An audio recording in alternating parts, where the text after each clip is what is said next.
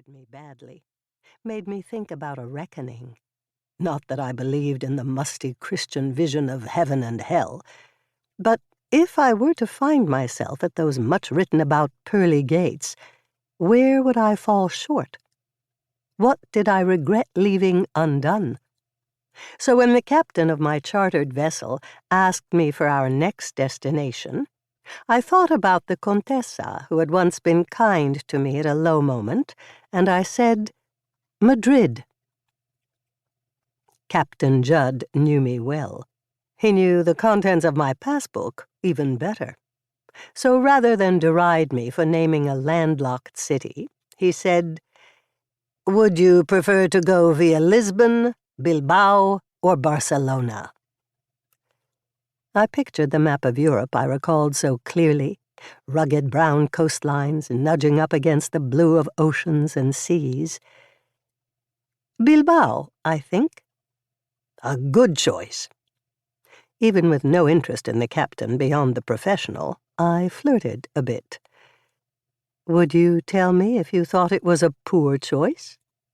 His smile was genuine. I would not. We cabled ahead to Bilbao to have arrangements made for docking the Tropic Star and my travel beyond. With so many messages flying back and forth, so much to manage, I got on the train before realizing my letter to the Contessa had gone unanswered. At the Burgos stop, I sent telegrams to make other inquiries. When I arrived in Madrid, the bad news was waiting for me. The Contessa had passed away the previous year. Another traveler might have cursed herself for coming all this way without arranging things more firmly beforehand, but I've never been that kind of traveler. In my view, why not go? I needed to be somewhere. Madrid was as good as any other place, and better than most. Besides, most women of that age— this was back in 1888, remember— never traveled without husbands or households in tow. A woman alone was viewed with suspicion.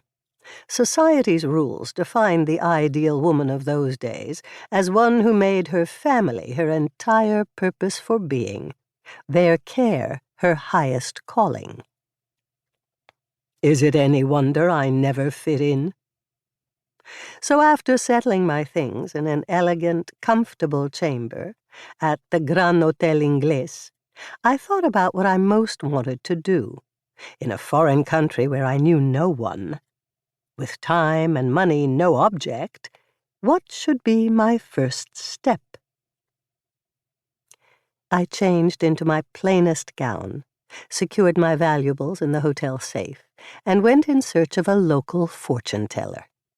Spiritualism was still all the rage, the debunking crusades of the 1920s not yet a glimmer in a cynical Houdini's eye.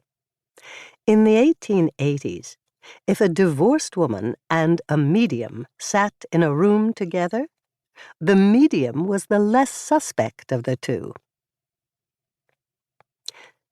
The palm reader I found on that day in Madrid was of the mysterious and handsome school, which I'd found only slightly less common worldwide than the toothless and disreputable type. His skin and hair were dark, his fingers long and delicate, his receiving room full of fragrant flowers with waxy leaves that transported me straight back to that night in the orangery with the doomed, beautiful Miguel. I was journeying straight into the memories I'd once fled from. I thought I was being brave. I have found out since that bravery and foolishness are easy to mistake for one another.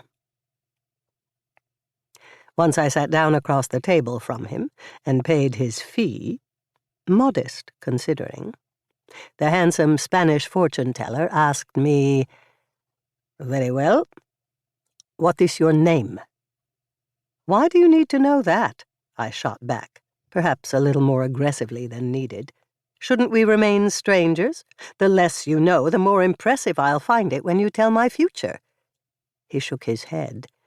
I have a few questions, but I need something to call you. Any name.